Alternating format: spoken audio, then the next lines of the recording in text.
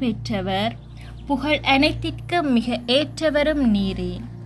ஏனெனில் என் இறைவன் இயேசு கிறிஸ்து நீதியின் ஆதவனாய் உம்மிடமிருந்து உதயமானார்.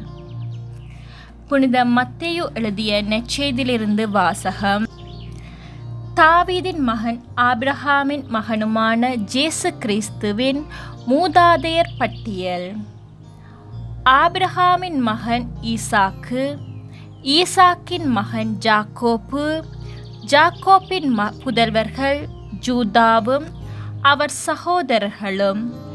ஜூதாவுக்கும் தாமாருக்கும் பிறந்த புதல்வர்கள் பெரடேசும் செராகும்.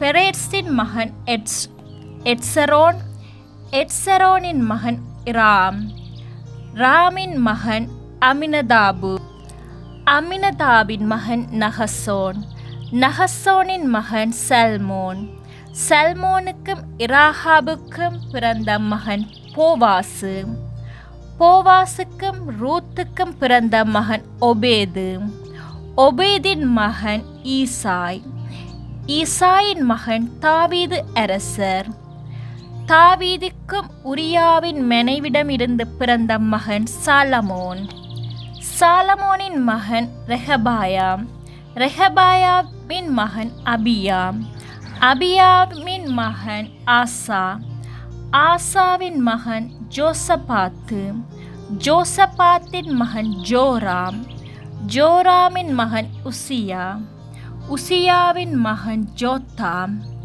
ஜோத்தாமின் மகன் ஆகாசு, ஆகாசின் மகன் எசேக்கியா, எசேக்கியாவின் மகன் மெனாசே, மெனாசேயின் மகன் ஆமோன், ஆமோனின் மகன் ஜோசியா, ஜோசியாவின் புதல்வர்கள் எக்கோனியாவும் அவர் சகோதரர்களும்.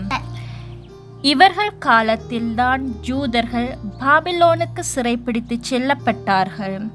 பாபிலோனுக்கு சிறைப்பிடித்து செல்லப்பட்ட பின் எக்கோனியாவுக்கு பிறந்த மகன் செயல்தியேல், செயல்தியேலின் மகன் செருபாபேல், செருபாபேலின் மகன் அபியூது, அபியூதின் மகன் எலியாக்கிம், எலியாக்கின் மகன் அசோர், அசோரின் மகன் சாதோக்கு, சாதோக்கின் மகன் ஆக்கிம், ஆக்கிமின் மகன் எலியூது, எலியூதின் மகன் எலசாயர், எலையாசரின் மகன் மாத்தான், மாத்தானின் மகன் ஜாக்கோப்பு, ஜாக்கோபின் மகன் மரியாவின் கணவர் ஜோசேப்பு, மரியாவிடம் பிறந்தவரே கிறிஸ்து எனும் ஜேசு. ஜேசு கிறிஸ்துவின் பிறப்பையொட்டிய நிகழ்ச்சிகள்.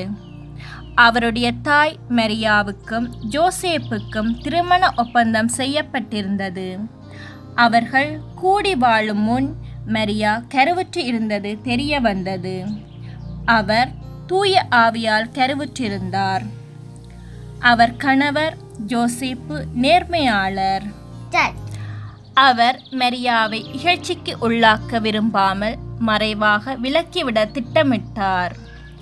அவர் இவ்வாறு சிந்தித்துக் கொண்டிருந்த போது ஆண்டவரின் தூதர் அவருக்கு கனவில் தோன்றி, ஜோசேப்பே, தாவீதின் மகனே, உம் மனைவி மரியாவை ஏற்றுக்கொள்ள அஞ்ச வேண்டாம். ஏனெனில் அவர் கருவுற்று இருப்பது தூய ஆவியால்தான்.